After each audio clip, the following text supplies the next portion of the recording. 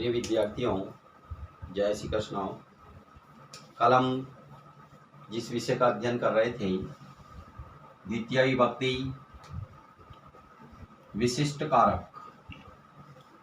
कल हमने आपको बताया कि सामान्य कारक में और विशिष्ट कारक में क्या अंतर होता है।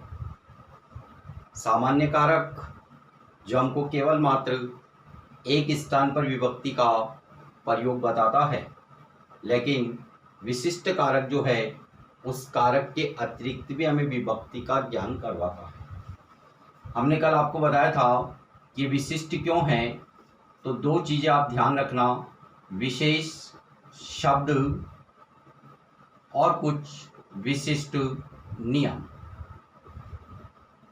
विशेष कारक के अंदर जो विभक्ति हम प्रयुक्त करते हैं वो कारक के नियमों से नहीं करते। विशिष्ट कारक में जब हम विभक्ति का प्रयोग करते हैं तो विशेष शब्द या किसी विशिष्ट नियम के अंतर्गत ही हम विभक्ति का प्रयोग करते हैं। जैसे कल उदाहरण स्वरूप हमने आपके सामने द्वितीय विभक्ति के कुछ विशिष्ट शब्द लिखे थे। ये विशेष शब्द मैं आपको उदाहरण स्वरूप बताया था कि वह शब्द जब वाक्य में प्रयुक्त हो रहे थे तो उनके साथ में हमने द्वितीय विभक्ति का प्रयोग किया। जैसे अभितः, परितः, समया, निक्षा, हा, प्रति, अनु। कल इन कुछ विशिष्ट शब्दों को हमने उदाहरण सहित सिद्ध किया था कि कैसे ये वाक्य में प्रयुक्त होते हैं। और इन शब्दों के योग में आप योग का तात्पर्य थोड़ा सा ध्यान रखना कि योग से क्या तात्पर्य होता है। योग से तात्पर्य है कि ये शब्द जब वाक्य में प्रयुक्त होते हैं और जिसके लिए इन शब्दों का प्रयोग हुआ है, आपको उसमें द्वितीय विभक्ति का प्रयोग करना है। अभी ये विषय समाप्त नहीं हुआ है। अभी द्वितीय विभक्ति के जो अन्य विशेष शब्द हैं आप उनको थोड़ा सा ध्यान में करें। जैसे उभयतः, सर्वतः, धिक्, ऊपरी ऊपरी, अधोअधः, अध्यधि, अधिशि, अधिष्ठाव, अध्यास। जो विशिष्ट शब्द हम प्रयोग कर रहे हैं आपको इसका अर्थ भी ध्यान में होना चाहिए। उभयतः किस अर्थ में प्रयुक्त होता है, तो उभयतः ये दोनों और अर्थ में प्रयुक्त होता है। हमने कल आपको सर्वप्रथम जो शब्द बताया था द्वितीय विभक्ति में, वह शब्द था अभितः। अभितः शब्द का जो प्रयोग होता है वह प्रयोग भी दोनों और अर्थ में ही होता है। उभयतः शब्द का जो प्रयोग है वह भी दोनों और अर्थ में ही होता है। आप दोनों और के लिए चाहे अभितः का प्रयोग करें चाहे आप उभयतः का प्रयोग करें, वहाँ पर उसके योग में द्वितीय विभक्ति का ही प्रयोग करना है। सर्वतः शब्द जो प्रयुक्त होता है ये चारों और अर्थ में प्रयुक्त होता है। धिक् धिक्कारना अर्थ में है। ऊपरी ऊपरी ये ऊपर ऊपर अर्थ में है। अधोअधः ये नीचे नीचे अर्थ में प्रयुक्त होता है। अध्यधि ये अंदर अंदर अर्थ में प्रयुक्त होता है।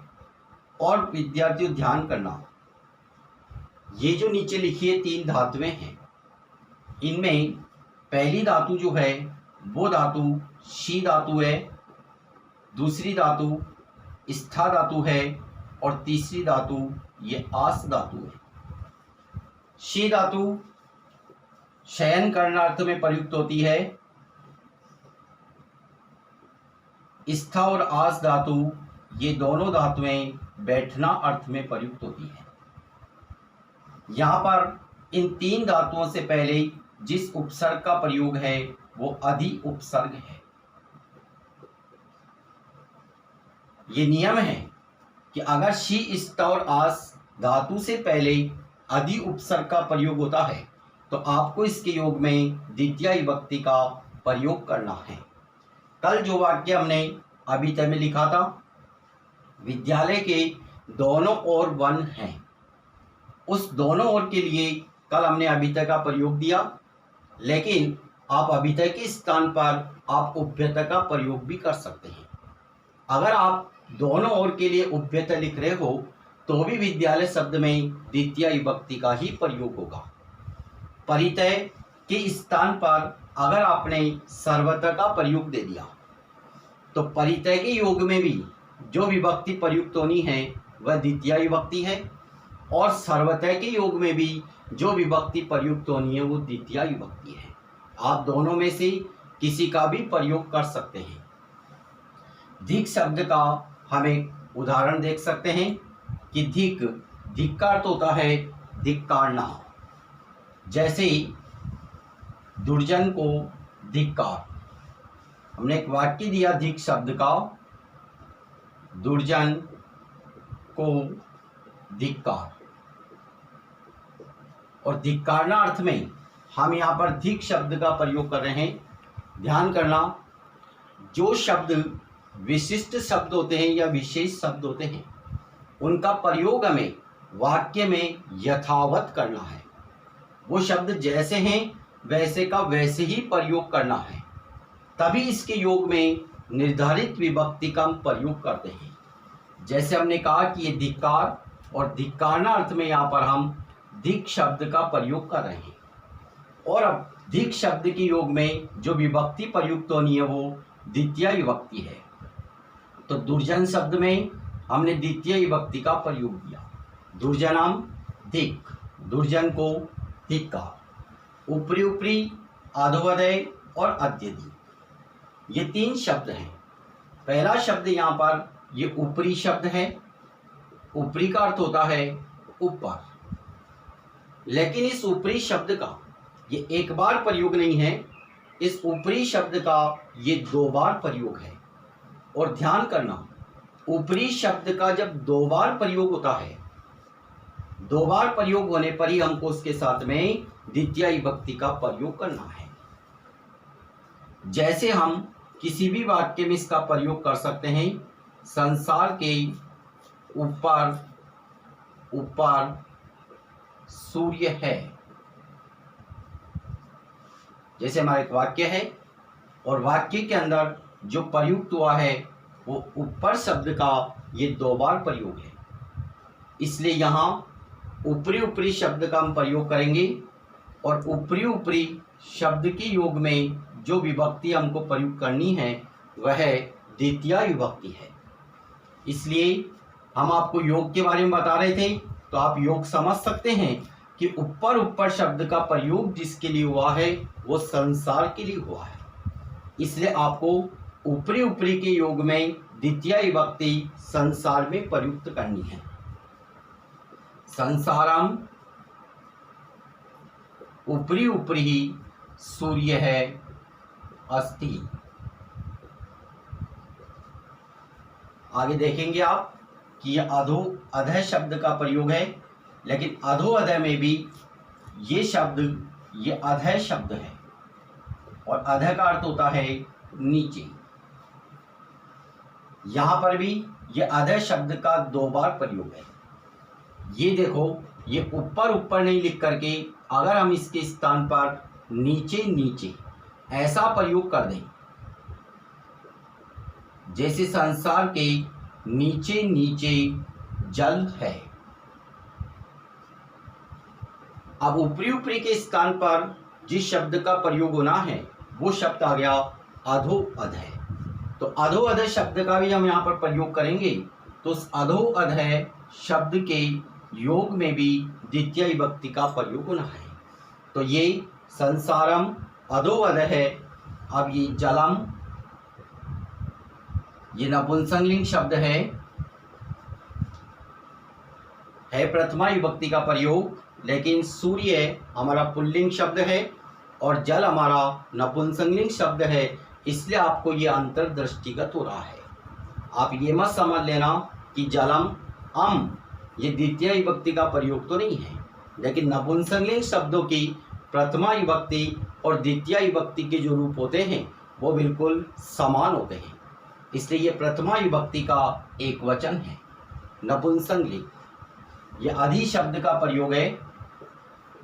अधि का अर्थ होता है अंदर। जैसे हम इसी वाक्य में जैसे जगत के अंदर अंदर राम है, इस वाक्य में जो प्रयोग हुआ है वो अंदर अंदर, इसके लिए हम जिस शब्द का प्रयोग करेंगे वो शब्द है अध्यति। ये अधि शब्द का ये 2 बार प्रयोग है और इस अधि शब्द का ये 2 बार प्रयोग है, इसलिए जगत में आपको द्वितीय विभक्ति का प्रयोग करना है। जगतम अध्यधि राम है अस्ति। इसके बाद नीचे आपकी ये 3 धातुएं हैं शी, स्ता और आस।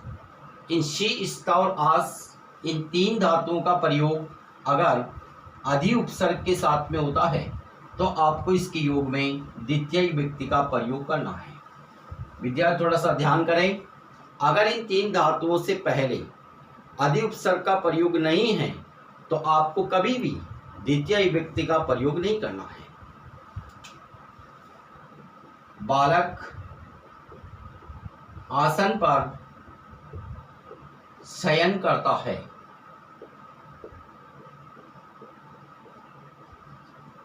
अब आप इस वाक्य को देखेंगे तो वास्तव में इस वाक्य के अंदर शयन करना ये वाक्य की क्रिया है और ये आसन जो है ये हमारी क्रिया का आधार है।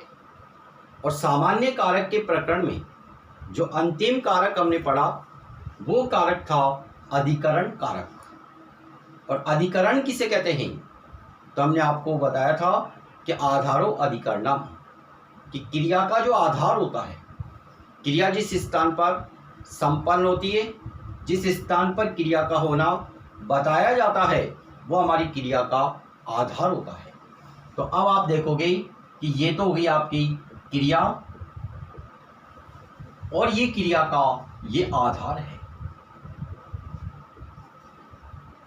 थोड़ा सा ध्यान करना है यहाँ पर, अगर इस स्थान पर हम इस क्रिया का प्रयोग अगर बिना अधि उपसर्ग लगाए कर दें तो इस स्थान पर फिर द्वितीय विभक्ति का प्रयोग नहीं होगा। अधि उपसर्ग लगा करके अगर आप शी धातु का प्रयोग करते हैं तभी यहाँ पर हम आसन में द्वितीय विभक्ति लगाएंगे, क्योंकि हमारे जो विशेष शब्द हैं उसमें अधि शी का प्रयोग है, न कि शी धातु का प्रयोग है। हमारा नियम ये नहीं कह रहा है कि शी धातु के योग में द्वितीय विभक्ति होती है। क्या शी धातु के योग में द्वितीय विभक्ति नहीं होती। शी धातु से पूर्व अगर अधि उपसर्ग का प्रयोग होता है तब उसके अंदर द्वितीय विभक्ति का प्रयोग होता है। इसलिए आपको यहाँ पर कर्ता में प्रथमा विभक्ति का प्रयोग करना है। बाल कहे ये आसनम, ये अधिशेते, ये हमारी शी धातु का प्रयोग है अधि उपसर्ग युक्त। और ये अधि उपसर्ग का प्रयोग होने के कारण हमने इस आसन में द्वितीय विभक्ति का प्रयोग किया है। बालक आसन पर शयन नहीं करता है, अगर इसको हम परिवर्तित कर दें कि बालक आसन पर बैठता है, और बैठना अर्थ में हमारी ये दोनों धातुएं प्रयुक्त होती है। चाहे आप स्था धातु का प्रयोग करें, चाहे आप इस स्थान पर आस धातु का प्रयोग करें, लेकिन जो नियम शी धातु के साथ में प्रयुक्त होता है वही नियम हमारी स्था और आस धातु के साथ में प्रयुक्त होता है। स्था और आस धातु का प्रयोग भी अगर विद्यार्थियों अधि उपसर्ग पूर्वक होता है तभी आपको इसके साथ में द्वितीय विभक्ति का प्रयोग करना है, अन्यथा नहीं करना है। आप अगर सामान्य इसका प्रयोग करें, देखो बालक है, आसनम, अधितिष्ठति, ये स्था धातु का रूप है, ध्यान करना। इसकी मूल धातु जो है वो स्था है। स्था धातु के जो रूप होते हैं वो तिष्ठ बन करके चलते हैं। संस्कृत में धातु तिष्ठ नहीं है, धातु स्था है। इसलिए आप प्रयोग करते समय जिन भी धातुओं का आप प्रयोग करें उनको आप धातु रूप संग्रह में देख करके प्रयोग करें। जिन भी शब्दों का आप कभी भी वाक्य में प्रयोग करें तो उसको शब्द रूप संग्रह में देख करके प्रयोग करें।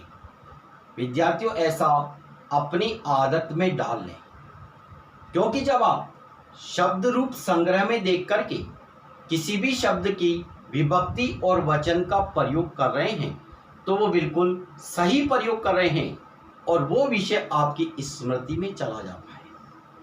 इसलिए बिना देखे आप कभी प्रयोग नहीं करें। अभी देखो, अगर आपके सामने अधितिष्ठति ऐसा लिख दिया जाए और अगर आपने देख करके प्रयोग नहीं किया तो आप यही कहोगे कि सर इसकी धातु जो है वो तिष्ठ धातु है, जबकि इसकी धातु तिष्ठ नहीं है, इसकी धातु स्था धातु है। अभी थोड़ा सा ध्यान करना, अगर हम इसमें से इस अधि उपसर्ग को निकाल दें तो क्या होगा, इस विषय को भी आप यहीं समझ लें। अगर इस अधि उपसर्ग को हटा दिया जाए तो हमारी धातु शेष बच गई तिष्ठति। क्या अब ये वाक्य सही है या नहीं है? विद्यार्थियों, अब ये वाक्य जो हो गया, ये वाक्य आपका अशुद्ध वाक्य हो गया। बालक है, आसनम तिष्ठति, ये नहीं हो सकता। क्यों?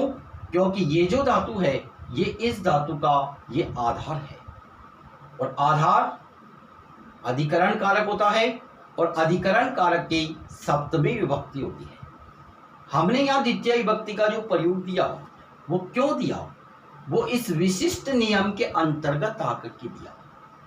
हमने आपको पहले ही ये बात बता दी कि इस स्थान पर हमारे कारक के नियम जो होते हैं वो अपना कार्य नहीं करते, क्योंकि यहाँ जो विभक्ति हम प्रयुक्त कर रहे हैं, कोई हमको ये कह दे कि आसनम में आपने द्वितीय विभक्ति का प्रयोग क्यों दिया, क्या कोई कारक का नियम आपको कह रहा है?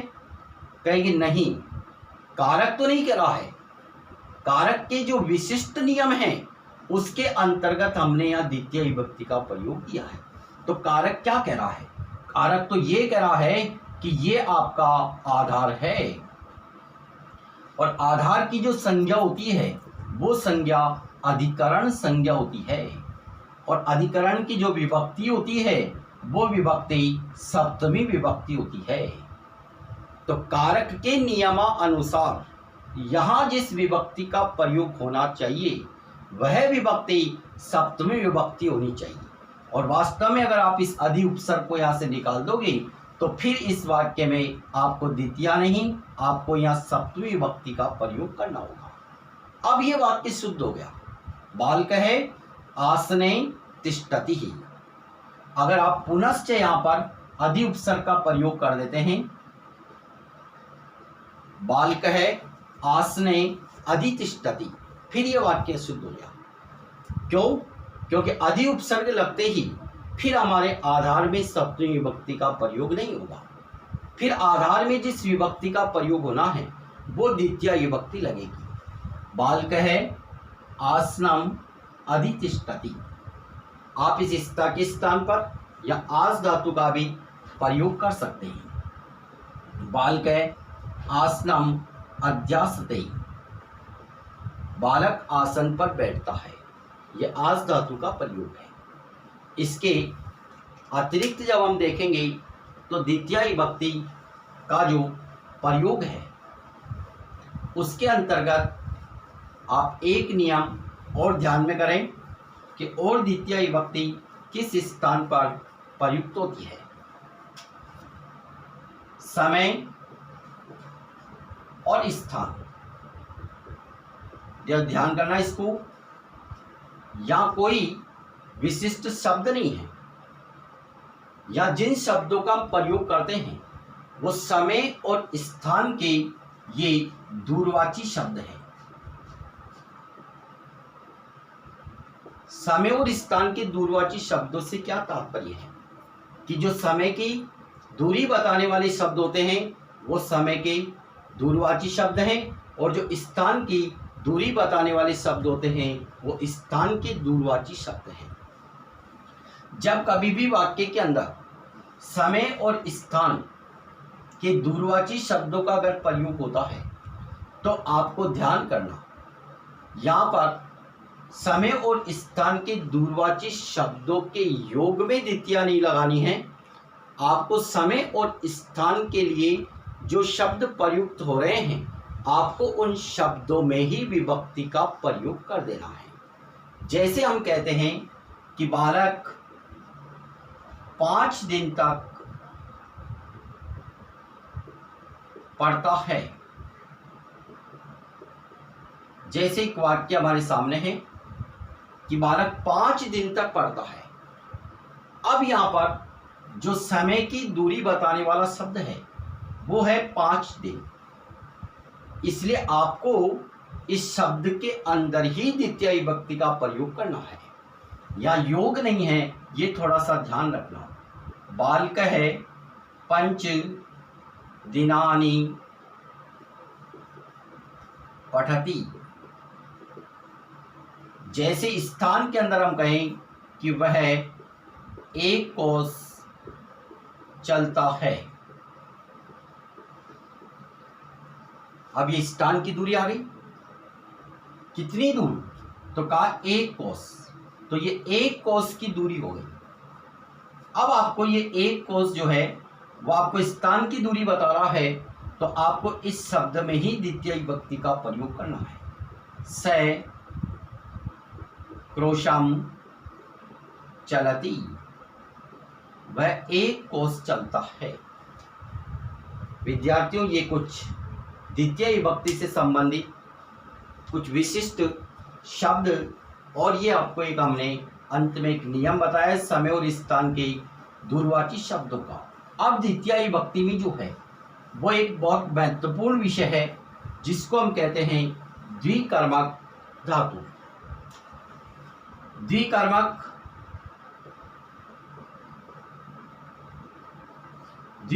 का मतलब 2 कर्म।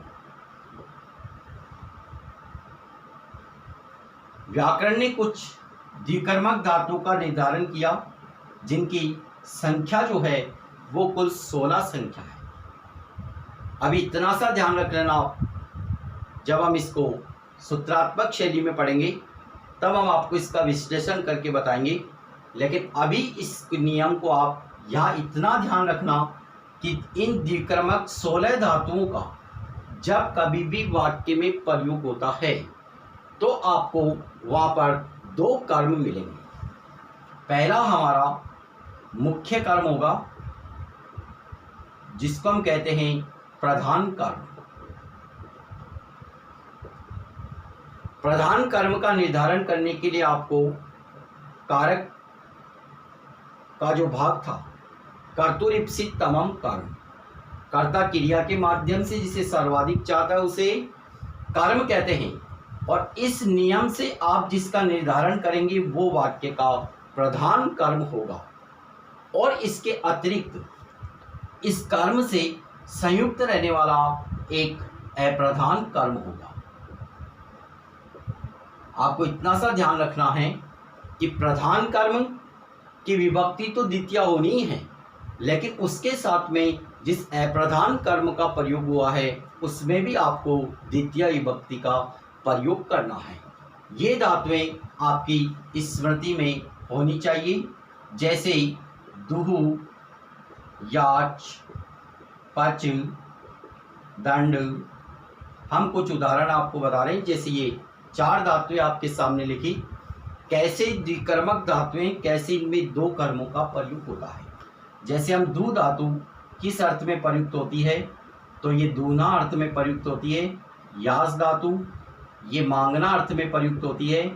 पच धातु ये पकाना अर्थ में प्रयुक्त होती है।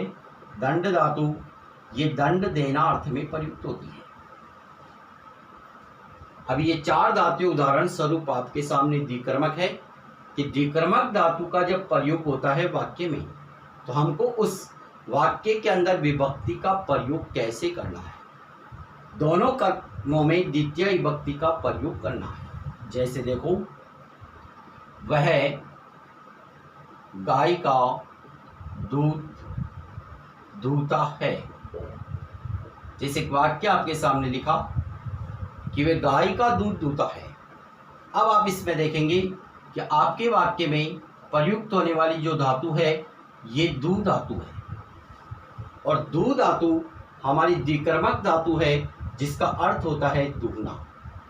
जब द्विकर्मक धातु का प्रयोग वाक्य में हो गया तो ये दूध जो है ये आपके वाक्य का प्रधान कर्म है, और इस प्रधान कर्म से संयुक्त रहने वाली जो गाय है वो आपके वाक्य का अप्रधान कर्म है।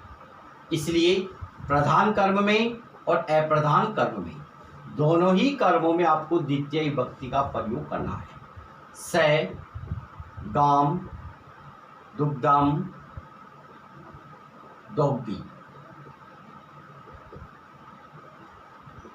वह गाय का दूध दूहता है, ये द्वितीय विभक्ति है, ये द्वितीय विभक्ति है, ये द्विकर्मक धातु है। यास धातु का अगर हम प्रयोग करें, वह राजा से धन मांगता है, वह राजा से धन मांगता है। अब आप देखोगे यहाँ पर ये याच धातु प्रयुक्त है, और इस यास धातु में ये जो धन है ये आपके वाक्य का प्रधान कर्म है, और ये राजा जो है ये आपके वाक्य का अप्रधान कर्म है। इसलिए आपको दोनों में ही द्वितीय विभक्ति का प्रयोग करना। स नृपम धनम याचते, ये दोनों स्थानों पर द्वितीय विभक्ति का प्रयोग है द्विकर्मक धातु की योग में। जैसे पस धातु का प्रयोग हम करें, वह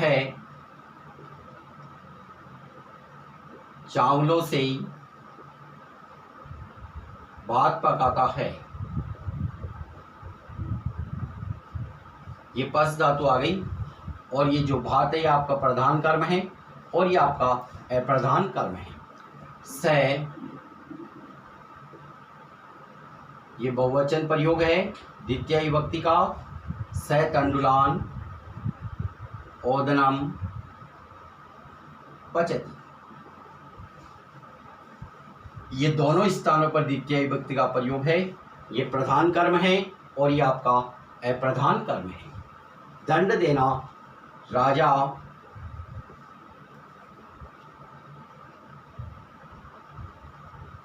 चोर को दंड देता है।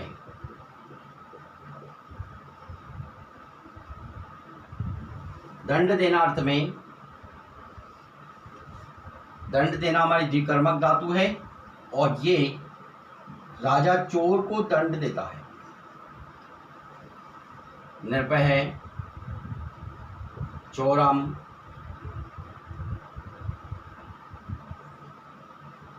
दंडम ददाति। ये चार उदाहरण हमने आपके सामने रखे द्विकर्मक धातु के, और अब ये उदाहरण स्वरूप आपके सामने हैं। अब इसके अंदर जो शेष बची हुई हमारी 12 धातुएं हैं वो हम इसमें संयुक्त करेंगे, तब हमारा ये द्विकर्मक का विषय पूर्ण होगा। तो अभी आप जो आज अध्ययन किया हमने, आप इसका पहले अभ्यास करेंगे। अभी पूरी धातुएं और पूरे उदाहरण अगर हम आपको एक ही साथ बता दें तो ये विषय आपको समझ में नहीं आएगा। इसलिए आपके समझने के लिए हमने केवल यहाँ पर 4 धातुओं के 4 ही उदाहरण लिखे हैं। इसलिए इस विषय को आप थोड़ा सा अभ्यास करें। अगली क्लास में हम इस विषय को पूर्णता प्रदान करेंगे। जय श्री कृष्ण।